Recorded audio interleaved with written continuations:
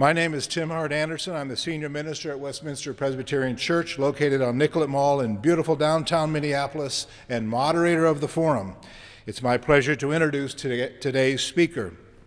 Dr. Jennifer Lawless is a professor of government at American University in Washington, D.C., and the director of the Women and Politics Institute.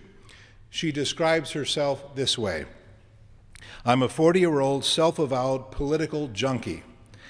Election day is my Super Bowl. The Sunday morning talk shows are my favorite reality TV. And my computer search history shows that politicalwire.com is my most visited website. This self-avowed political junkie graduated from Union College in Schenectady, New York.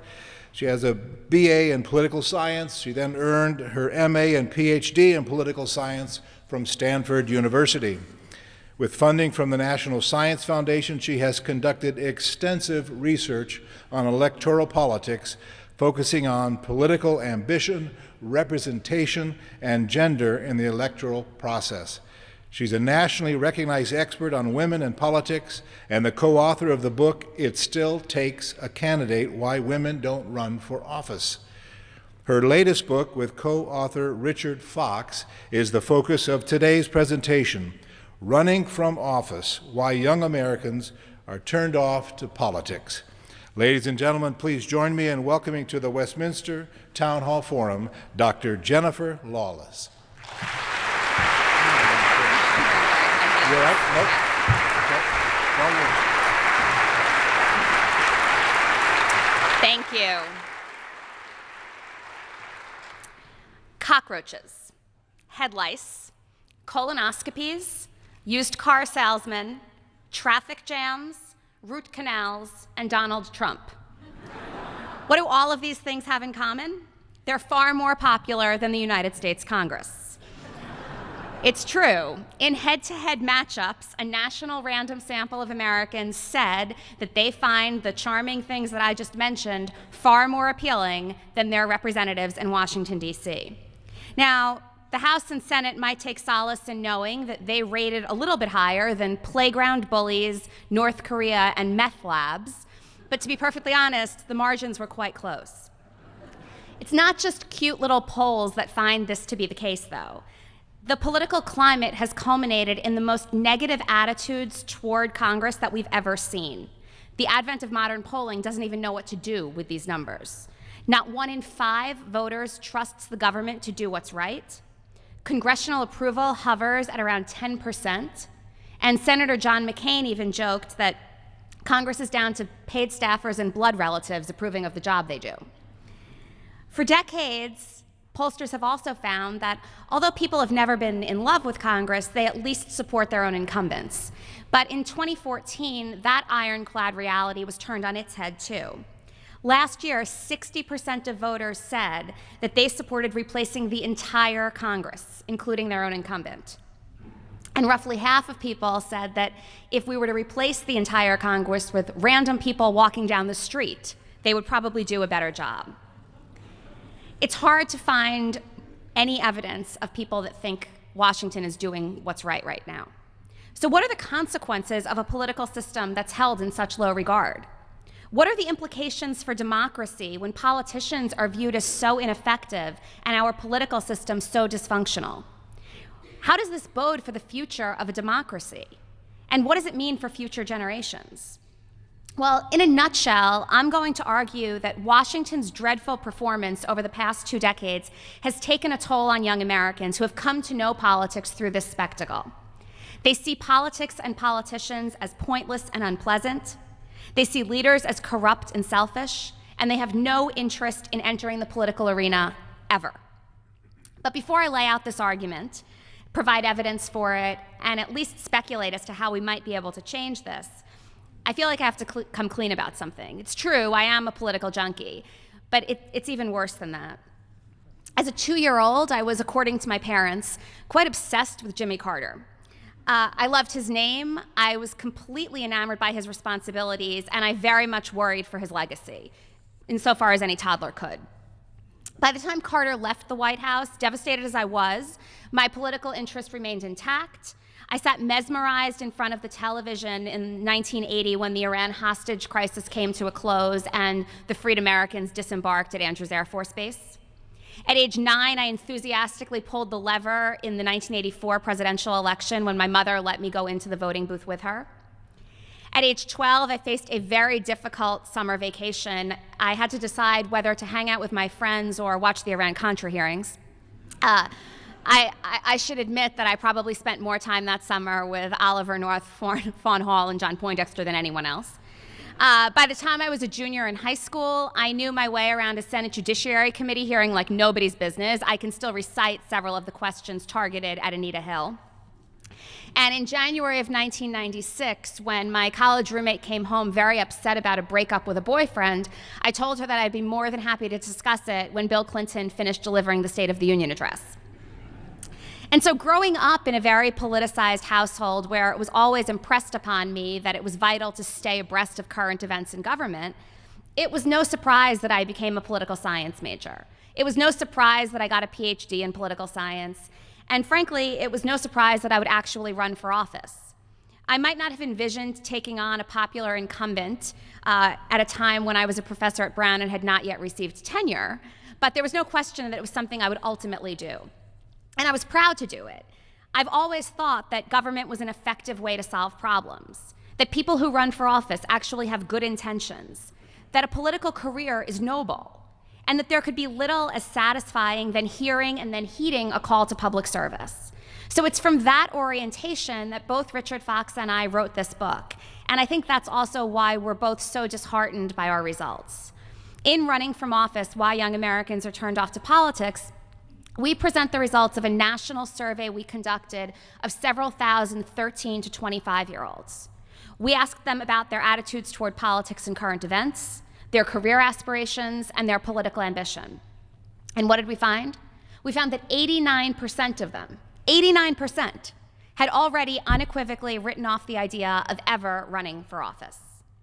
And frankly, as difficult as it is for me to admit this, it's hard to blame them. The current political system, which is really the only one they've ever known, has turned them off. Consider their first political memory. For some of the older people that we surveyed and interviewed, that was a president lying to them, wagging his finger and saying he did not have sexual relations with that woman, Miss Lewinsky. For others, it was a president lying to them, this time about weapons of mass destruction. They've experienced a government shutdown. They know only gridlock, inefficiency, and dysfunction in Washington. And they see the same sad song played over and over and over again in the 24-hour news cycle. They'd be crazy to want to run for office.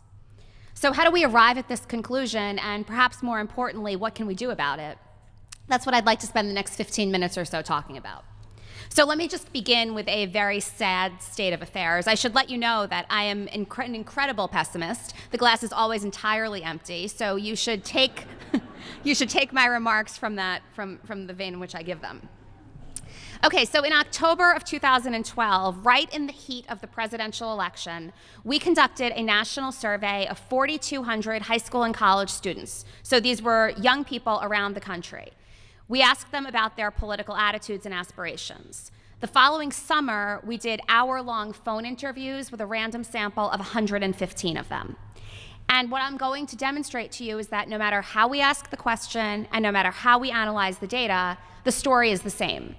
Today's young people have virtually no interest in running for office.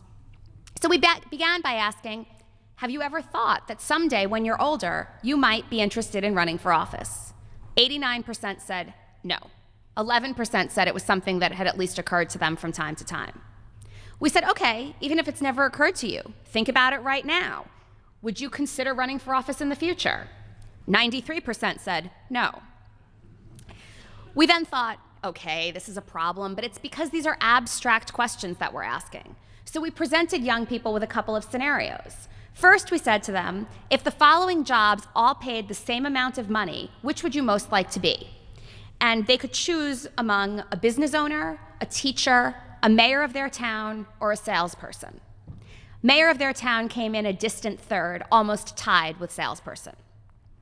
We then presented them with another set of options. Again, assuming that these jobs all paid the same amount of money, what would you most like to be? A lawyer, a business executive, a high school principal, which frankly I think is the worst job in the world, or a member of Congress. Member of Congress came in dead last, and it wasn't even close.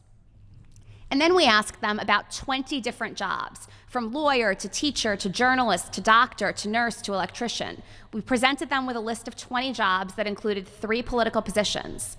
And we said, check off any that you might ever be interested in thinking about doing. So this is a very, very low bar, and they could check off as many as they wanted. And out of these 20, mayor, member of Congress, and president of the United States placed 17th, 18th, and 19th on the list. The only thing that was less appealing was an electrician. The next book will be about why young people don't want to be electricians. And then in a final attempt to get at young people's attitudes toward running for office, we asked them to tell us in their own words what they thought about it. And let me just read you 3 quotes. This is from Charlotte, a high school junior from Texas. People in politics, they're squirrely. They say they're going to do something, but they don't do it. I don't want to be part of that. Thornton, a college senior from New York. I'm going into farming. Politics is for people who like to bang their heads against the wall. I'd rather milk cows than run for office. And Franklin, a college sophomore from Iowa. By the time you're done with politics, your hair has turned gray. I want to keep my hair not gray. I'd never run for office. So it's hard to imagine more consistent evidence of the fact that this generation, high school and college students today, can think of little that is more unappealing than entering the electoral arena as a candidate. Now, identifying this lack of interest in running for office is one thing, understanding its roots is another. And essentially, our argument is that the daily lives of young people don't involve politics. And it's not because they're tuned out. It's worse than that. This is not just some naive lack of exposure to what's going on in the world. It's that they are consciously making an effort not to be engaged because they're so turned off. When they encounter politics, they actually try to minimize their exposure and shy away from it. And this happens in 3 different ways, or maybe it's better to say for 3 different reasons. So let me just give you a brief summary of each. The first has to do with family and the way they experience politics in the household. Let me just give you some key facts. Now remember, this survey was taken in the fall of 2012 in the middle of the presidential election. 75% of young people said that their parents never talk about politics at home. 80% said that they have never had a political discussion with their parents at a meal. 50% said they have never had a political discussion with their parents ever. 5% said that they had a parent who ever suggested that they run for office. 2% said that they had 2 parents who suggested that they run for office. No matter how we look at these questions, it's clear that young people are not getting a message in their homes that running for office is something that they should consider. And several of them made points about why they didn't feel that these conversations took place. David, a college freshman, said, for example, "In my family, we don't talk about political stuff. Washington and politicians are miserable. They're terrible and a million miles away. Why should we bother with that?" Jane, a high school junior, "My parents never wanted to talk about government stuff. They still don't. And when it does come up, they quickly say that the system is too broken to pay attention to. It's not worth our time." Or Elizabeth, a college senior, "Oh, we do talk about it. We have big debates at dinner. They start out being debates about important issues. But we then just wind up condemning the whole government for being so dysfunctional and ridiculous." So in fact, we then asked these young people, well, what would your parents think if you told them that you wanted to run for office? And their answers were all politically correct. They all said, my parents would want me to do whatever would make me happy. But then they almost all followed up with a sentence along the lines of, but I can't imagine they'd think that would make me happy. Or they'd be shocked. Or I think they'd be sad. They know I can be so much more than that. Now, these family dynamics matter because family is the most important socializing agent in young people's lives. So young people whose parents have encouraged them to run for office are 5 times more likely to have considered it. Young people who talk with their parents about politics, even just on occasion, are 4 times more likely than those who never have to consider running for office. And high school and college students whose parents told them that they should actually run are 6 times more likely to have thought serious about that prospect. And The problem, though, is that these families are few and far between. And why wouldn't they be? Gallup asked a national random sample of adults about the honesty and ethics of people who work in 22 different professions. About 80% of people, for example, thought that nurses had high or very high honesty and ethics. 70% said that they had faith in pharmacists, teachers, doctors, and military officers. Politicians fared a little bit worse. Fewer than 25% of Americans rated local office holders, such as mayors or city councilors, as high on ethics and integrity. That number was cut in half, down to 14% for state legislators. And members of Congress were viewed as honest and ethical by less than 10% of those surveyed. The only people that performed worse than members of Congress were lobbyists. So parents with busy lives, many of whom are struggling to get by, likely see little point in discussing with their families the latest failure in Washington, D.C., or the most recent negative campaign ad that's on the television screen. Although political disengagement by both adults and young people is not a new phenomenon, these recent polls and surveys suggest that now it's far worse than in previous generations. And our analysis makes clear that the tenor of politics is part of the reason, and that the consequences are also far-reaching. The second reason, at school with their friends and through the media, young people also shy away from politics. Let me start with those facts again. Among high school students, 65% report that they've never had a conversation with their classmates about anything political. When we asked about 12 areas of discussion young people might have with their friends, school, crushes, dating, sports, food, entertainment, just 17% said that they ever talk about politics. It came in 12th out of 12th on that list. And website use reflects a similar pattern. Social networking, music, shopping, sports, entertainment, all garner far more attention from young people than any kind of political or current events website. And this disengagement, again, is not by mistake. When young people look around and they look at Washington, D.C., they see, and they reported to us, contention and ugliness. And so thoughtful debates over important issues, calm conversations about issues that matter, are alien propositions to them. When they're with their friends, they say that they don't want to argue, they don't want to debate, they don't want to deliberate, so politics is off the table. But they can articulate these thoughts better than I can, so again, let me just read you a couple of quotes. This is Rebecca, a high school sophomore. Most of my friends are big-time texters. They don't care about things outside the texting world. I don't even know what that means. But that's what younger people do. We just don't care about politics. We focus on other things, the things that matter, places where we can make a difference. Ashley, a college sophomore from Los Angeles. If I bring up anything more specific with my friends than a simple fact like, hey, Obama won the election, my friends are like, I don't follow. And then that makes me want to tell them that this is our country and that they should care. But then they'll think I'm being antagonistic and we'll have a fight, so I don't. Julian summarized this line of thinking best when he said, nope, we never bring up politics. Politics kills the mood. So it's hard to argue with this perception. We live in a time when all national news, almost all national news about politics, is negative and combative in tone. It's almost as though there's no place for thoughtful journalism or positive news coverage. And when media outlets aren't highlighting Washington's inability to get the job done, they're featuring political coverage that often amounts to partisans on both sides of the aisle predictably bashing one another. Fox News regularly treats its audiences to hyperbolic presentations of stories about Barack Obama's failures, and its liberal counterpart, MSNBC, gleefully airs an endless array of stories lambasting the Republican-controlled House of Representatives. And then it's the next day, and we see the exact same thing. And it's not only television that presents politics as ineffective. Late-night comedians reinforce these messages. Jon Stewart described Congress this way. I'm not saying Congress is bad at its job. I'm just saying that this Congress is equivalent to a skunk with its head in a jar of Skippy peanut butter. When the Republicans held their 33rd vote to repeal the Affordable Care Act, then Late Night and Now Tonight show Jimmy Fallon said this: it was mostly a symbolic vote that accomplished nothing, or as Congress calls that, a vote. So young people's exposure to politics and current events does tell us that they're not fully aware of what's going on in the world, and that's awful, and it's terrible. But it also demonstrates that they have very little incentive to garner the kind of information that would make them more informed consumers.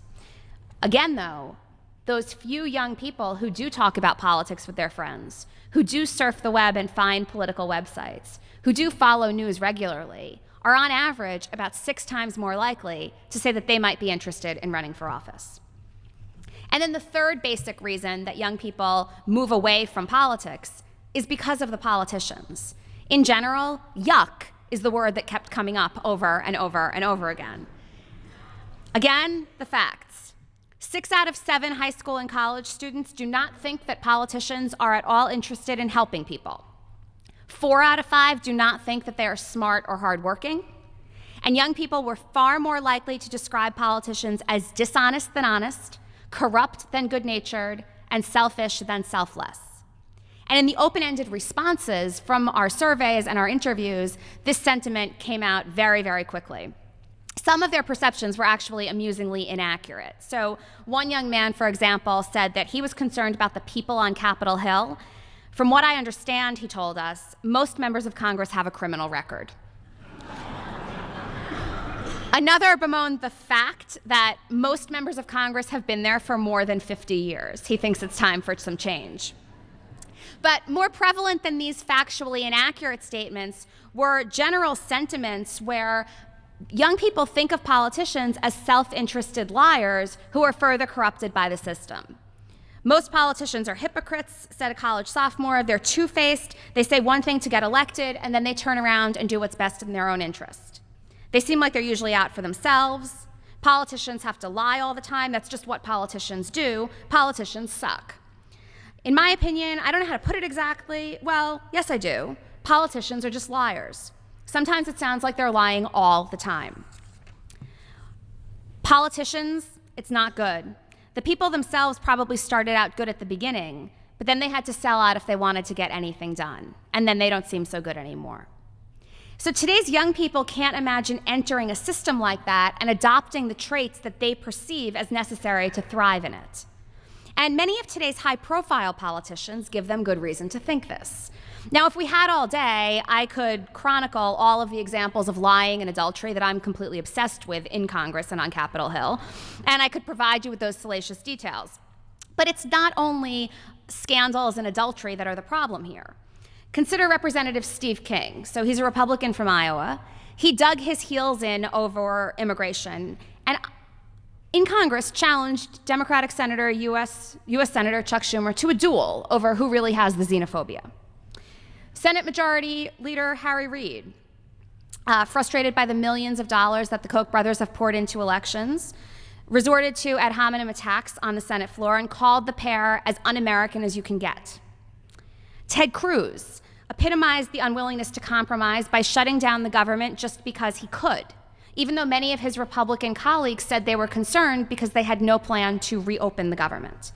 So although immigration, campaign finance, and healthcare are all topics worthy of serious debate and deliberation, thoughtful discussion and progress is often subsumed by provocation and histrionics. It's even reached a point where elected officials on both sides of the aisle are criticized when they behave responsibly. The Charleston County Republican Party, for example, censured U.S. Senator Lindsey Graham for not being Republican enough. He earned this distinction despite receiving a 92 score out of 100 from the American Conservative Union. But what did he expect? He had supported President Obama's Supreme Court nominees. John McCain received a similar censure from the Arizona Republican Party, which condemned his, quote, long and terrible record of voting with liberal Democrats, because he voted with them to end the government shutdown. Liberal bloggers berated Democratic congressmen who cooperated with Republicans and mainstream Democrats to reduce the deficit. And the Daily Kos, a popular left-leaning blog, referred to moderate Democrats as a pile of suck. These dynamics leave today's elected officials little incentive for any kind of bipartisan cooperation. Now, I know, in this day and age, it's very easy to eye roll or yawn or gloss over when we see stories of politicians behaving badly. But it doesn't mean that public policy doesn't suffer when elected officials can't work together. And it doesn't inoculate citizens from developing political attitudes based on this behavior. Unfortunately, what this means is that the small percentage of high school and college students who view contemporary political leaders favorably, that's a tiny fraction, they're the only ones that are interested in running for office themselves. So what can we do about this? I told you, I've painted a bleak picture. But our political system is built on the premise that people will rise up and run for office. We have more than 500,000 elective positions in this country. So if the best and the brightest of future generations can think of nothing more unappealing than heeding the call to public service, that obviously compromises the quality of US democracy. But there is good news. There is a little bit of a silver lining. When we asked young people their goals for the future, almost 80% said that they cared very much about improving the community and improving society. This was right up there with achieving professional success, getting married, and having children. They want to make the world a better place. They just don't see running for office and serving in our political institutions as a way to do that. So how do we change those minds? There are no easy answers, and the two recommendations that I'm going to quickly propose are not magic bullets. But they try to build on our findings that increasing young people's exposure to politics could actually go a long way toward generating interest in running for office. We know that the more you see, the more likely you are to find something that's somewhat appealing. Now, it's tricky because that also means that you need to wade through a lot of muck to find an elected official that you think inspires you, to find an example of politicians in a community getting things done. But if you're willing to wade through that muck, you might find a diamond, or whatever appropriate metaphor I should have used there. So let me just conclude today with two of the 5 reasons we lay out in the book, 2 of the 5 recommendations we lay out in the book. And I'm only going to focus on 2 because you have to buy the book to find out about the other 3. So one what we think pretty easy suggestion is to make political aptitude part of the college admissions process. The primary goal for most 12 to 17-year-olds is to attend college. 85% of the high school students we surveyed said that that was their most immediate goal. But it's entirely possible right now to apply to colleges, even the most prestigious ones, and know absolutely nothing about politics or current events. You can't find Iraq on a map? That's okay. We've only been there for a little more than a decade. You don't know the name of the vice president? No big deal, we're gonna have a new one soon. You're unfamiliar with which party controls Congress? It's not gonna change anytime soon, you'll have plenty of time to learn. You can Google it later. Why not link political aptitude to the college admissions process? It could be in the form of a new entrance exam, it could be an essay, it could even just be a quickie little paragraph that you have to submit when you submit your applications. The mechanism is almost irrelevant. What would be required is letting people know that in order for their application to be taken seriously, they need to be able to articulate, even briefly, some kind of problem, some kind of concern, some kind of issue that they care about. A similar approach actually has been used in the past. When college admissions officers made it clear that they cared about volunteering in the community, high school students' levels of volunteering in the community went through the roof. So if we could get college admissions officers to start valuing political aptitude or political interest among young students, there's a chance that they would acquire the kind of information and they would acquire the increased exposure that might actually allow them to find something appealing in the political process. A second suggestion is something that we call the Go Run app. Whether we like it or not, we live in the era of the app, right? You can upload photos, request an Uber, find cheap airline tickets, go to a Mexican restaurant, listen to music, do whatever you want to do with the simple touch of an app. And young people do. 81% of people under the age of 25 sleep with their phone next to them in bed. 74% reach for their smartphone as the first thing they do in the morning. And 97% of teens report regularly using phones and smartphones in the bathroom. So there's clearly no activity, no time of day, and no location that is out of bounds for smartphone use, as disgusting as some of those might be. So let's take advantage of this digital world by creating an app that makes it very easy to find out how to run for office, what positions exist, and what those responsibilities are. Surprisingly, it's quite difficult right now to find out. I mentioned that there are 500,000 elective offices. There is no clearinghouse or database that houses information about what those offices are, what the requirements to run are, what the responsibilities are, or how you even file to get on the ballot. This app would allow users to enter an address, and they would find out every elected position that represents that residence, from President of the United States all the way down to dog catcher. Figuring out how to become a candidate would literally be at your fingertips. Educators could clearly incorporate this into their curricula. And young people who are even the least bit curious about how to run for office would not have to engage in a fact-finding mission. They might even find it somewhat amusing to just type in random addresses and find out what the opportunities are. This easy-to-access information would also showcase that these hundreds of thousands of offices are not at all like what goes on in Washington, D.C. We could chip away at that national lens through which people assess the political system. So at the end of the day, there's no question, our political system has done a number on young people. It's turned them off to the idea of running for office, it's discouraged them from aspiring to be political leaders, and it's alienated them from even thinking about a career in politics. Steering a new course will be difficult, and we have to be creative, but it's the only choice we have. And we will be.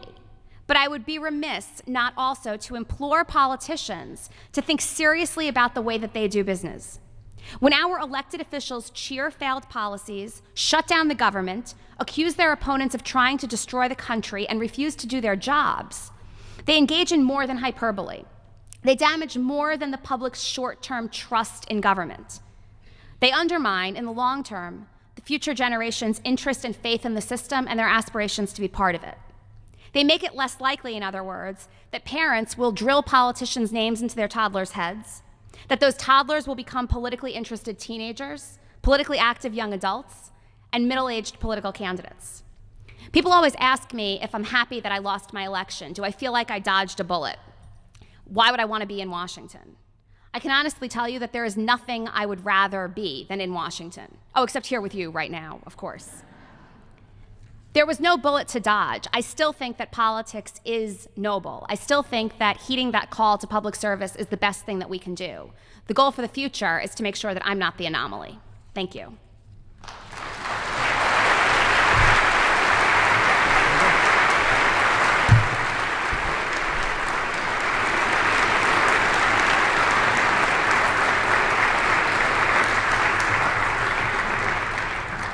Thank you, Jennifer Lawless. You're listening to the Westminster Town Hall Forum broadcast from Westminster Presbyterian Church on Nicollet Mall in downtown Minneapolis. My name is Tim Hart Anderson. I'm the senior minister of Westminster Presbyterian Church and moderator of the forum. Our speaker today is Jennifer Lawless, professor of government at American University and author of the book, Running from Office: Why Young Americans Are Turned Off to Politics. While the ushers collect questions from the in-house audience, I want to thank again the co-sponsors of today's forum, Hennepin County Library with funding from the Minnesota Arts and Cultural Heritage Fund, and the online news source MinnPost. Those following on Twitter may tweet questions to us, and we're especially interested in questions from the students from Fridley High School who are here in the audience with us today.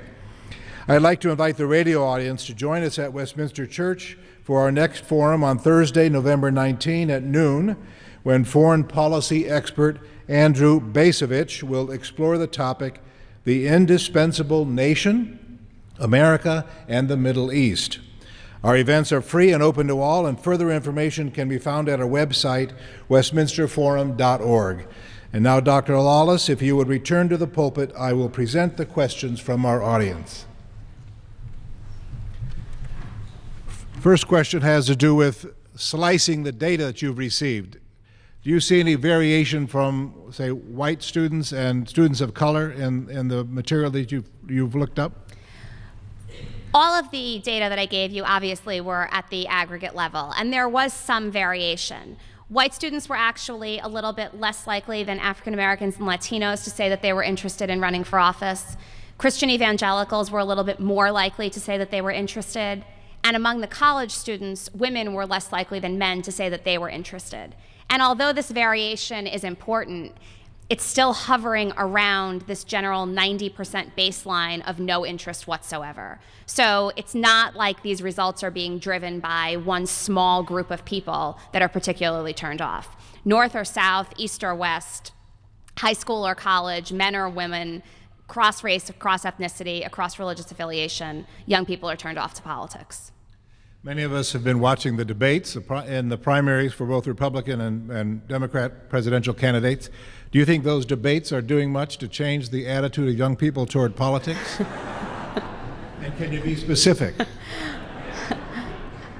I think these debates are reinforcing every single word I just talked about.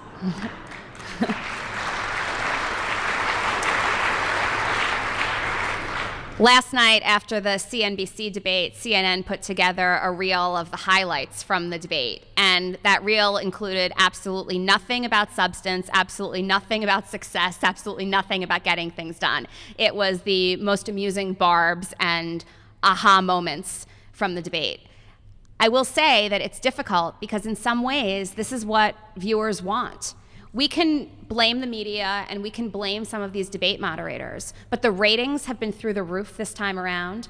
And when Donald Trump and Ben Carson said that if CNBC didn't accord to their preferences regarding format and length of time, they would pull out, CNBC had to accommodate them because they know that that's where they're getting their ratings from. How do we counter the political ideologues who are proud not to compromise and the willfully ignorant people who vote for them? This was a question from the audience, not me. It seems to me that the biggest challenge right now is letting people know that we have 500,000 elected offices around the country, and in many of these positions and in many of these political institutions, people are doing their jobs quite well, and they are compromising, they are getting things done, communities do thrive, states are being able to advance. The problem is that we look at really bad behavior in Washington, D.C. We assume that the people engaged in that behavior are representative of all elected officials across the board.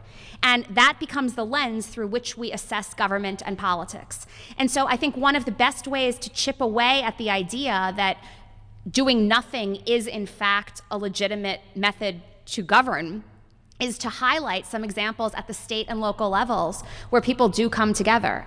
And keep in mind, several thousand elected positions across the country are completely nonpartisan. Not only when you vote for people do you not know whether they're Democrats or Republicans, but the kinds of issues that they're charged with dealing with don't really have very clear partisan links to them. And so turning young people onto politics by showcasing some of those examples of success might be one way to get around this problem. Who benefits from the turnoff of young people to politics? I don't think anyone does. Except I guess the people that benefit are the stunted student body presidents that are really excited that they're not going to have much electoral competition and they're going to continue to be in office. If we can't inspire the best and the most interested and the most passionate of the next generation to run for office, we're not going to have vacant offices. We're going to have the same old, same old. And as a result, I think generally speaking, citizens across the country wind up suffering. Have you had the opportunity to present any of your findings and conclusions to actual politicians? Indeed. And if so, what was their reaction? It's funny. We presented some of the findings to the Office of Public Engagement at the White House, and they agree that things are terrible. We were on a panel with a couple of members of Congress recently talking about the book. So 2 newly elected women in Congress, Debbie Dingell, a Democrat, and Elise Stefanik, a Republican. They very much blamed the media for all of this. We then were also on a panel that was moderated by CNN's John King. He very much blames the members of Congress for this. And so what we've seen from both the media and elected officials is the general sense that the findings are probably right, and what we're picking up in our surveys and with these interviews is the current state of affairs. Who's to blame is a different question. From our perspective, we're happy to blame both of them and just move on. You've talked about the attitudes of young people toward the political process and toward politicians. Do young people vote? And if so, what moves them to vote and maybe not have good attitudes toward a politician? Do they participate in the process? We know over time young people have always been the least likely to vote. Voter turnout in general is nothing to praise ourselves about in this country, and for young people it's even lower. But that is the one area where we do seem to have seen at least sustained levels of engagement. And it was the one area where when we asked young people about any political activity they have experienced in their homes, they did say, about a third of them said that they remember going to vote with their parents or their parents voting themselves. So that's the one area where there does still seem to be this civic duty attached to it. But that's where messages of civic engagement and political engagement tend to end. And so whatever is motivating them to vote is not sufficient to motivate them to increase their exposure to politics more broadly. This is from a student in the audience. As a participant in the Minnesota Youth in Government Model Assembly Program, a 1,600 student-strong mock Minnesota legislature, what do you have to say to and about students who are actively involved in politics and have even run for mock office already?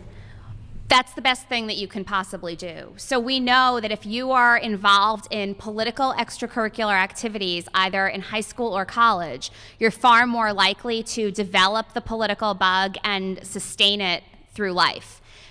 What happens is that young people's involvement in things like student government, debate team, mock trial are low. Those are not the kinds of activities that most people are interested in pursuing as high school students or college students. But when those ingredients are there and when you have that exposure, that's one of the hardest hurdles to clear initially. Once you've done that, it's likely that you're going to continue to seek out political knowledge, political information, and ultimately run. So I would say to all of you that your goal should be to get as many of your friends, as many of your classmates to be involved in those activities too, because those activities are a way to broaden their sense of what politics actually is and what government can actually do.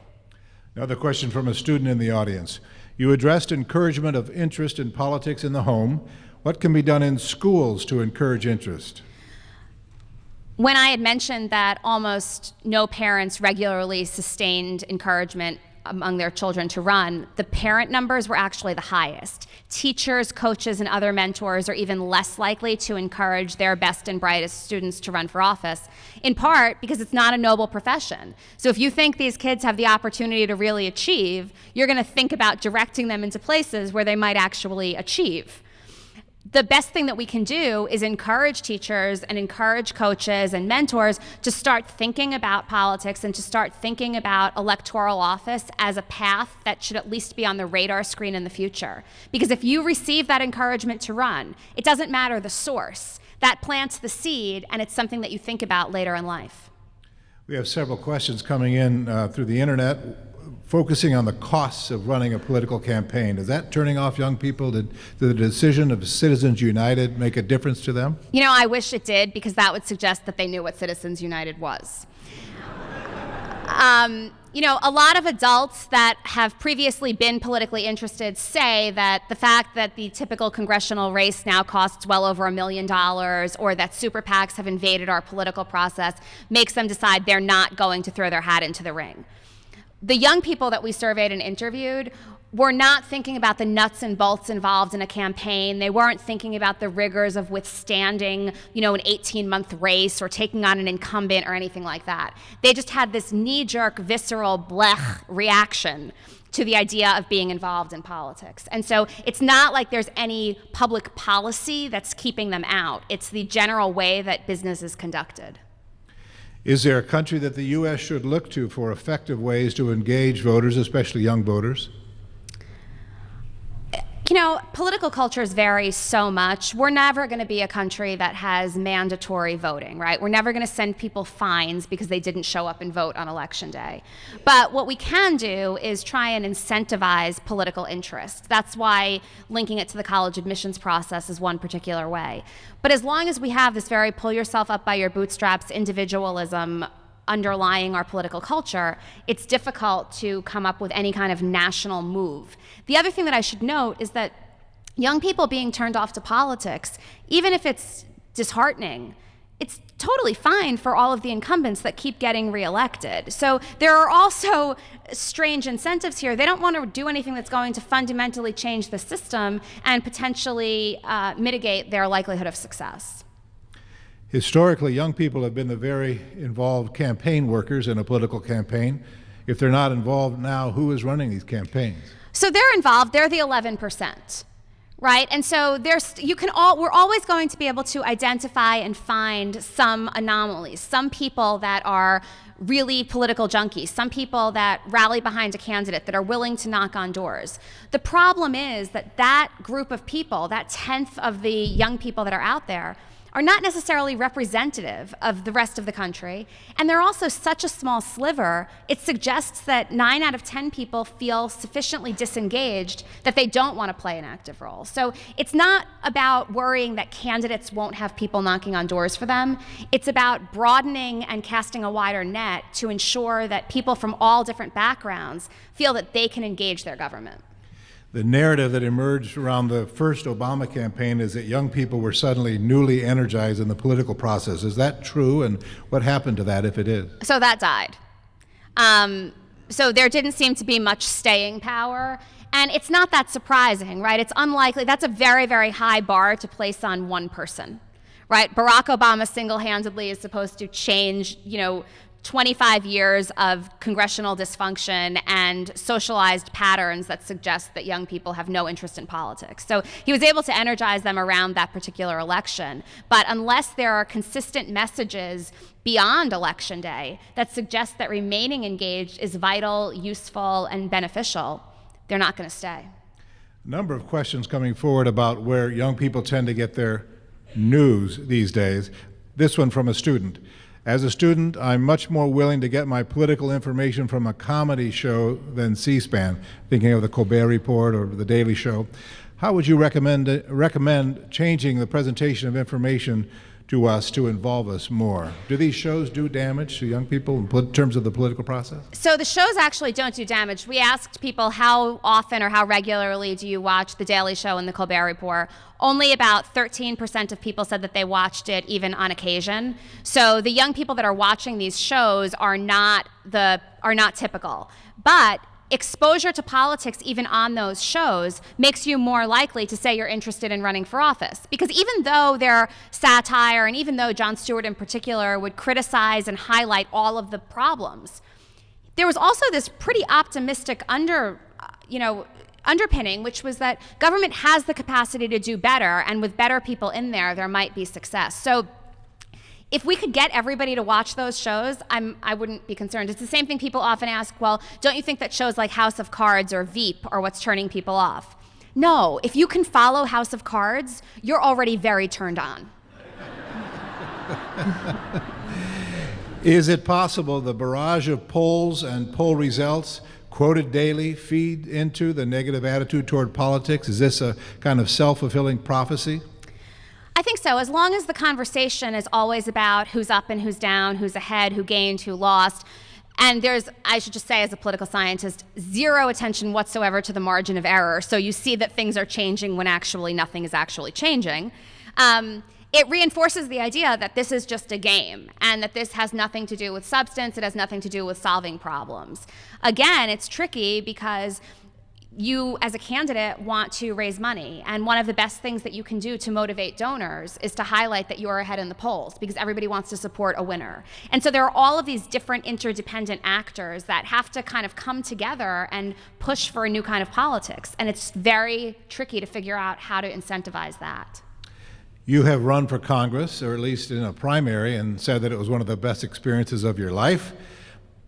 We can assume then perhaps you might try again. If you were elected to Congress, what would you do to make a difference?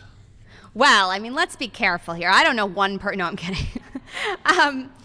Look, I think the best thing that, as far as Congress is concerned, it's very difficult right now because there are institutional rules and norms that make it difficult for any one person to change the way things get done. And actually, it makes it quite easy for a small group of people to obstruct and make sure that people don't get anything done. And we can see the recent Speaker of the House elections and the materials and the days leading up to that as evidence of that.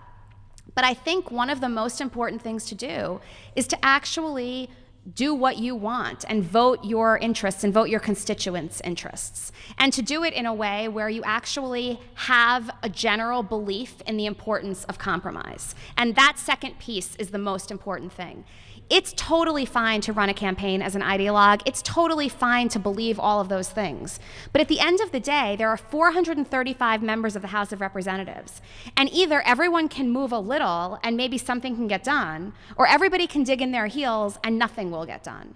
And I think the goal is to make sure that you get an outcome that's as close to what you want as possible, but that an outcome matters more than no outcome at all. And that seems to be where we've moved away. So I would push for outcomes. How's that for the most vague political statement ever? It was vague. Now can you specifically say, on the last question, what gives you hope about democracy in America? So I've got to believe that this is a swinging pendulum. In the last 20 years, last 25 years, this generation has only seen dysfunction. They've only seen government shutdowns. They've only seen hyperbolic partisanship. But over time, there have been a lot of crises and a lot of periods of dysfunction that we've gotten through and we've regrouped from. The Civil War, for example, was not a walk in the park. The Civil Rights era, not so great initially, right? But we pull ourselves up and we get through these kinds of things. The problem right now is that the reason I'm worried is that I'm not convinced that we have the best group of people ready to take on that challenge. And that's why the book is trying to incentivize political aptitude and political interest, because we can swing the other way as long as we have new voices and fresh ideas to help get us there. We always have, and there's no reason to believe that we always won't. Thank you, Jennifer Lawless. Thank you.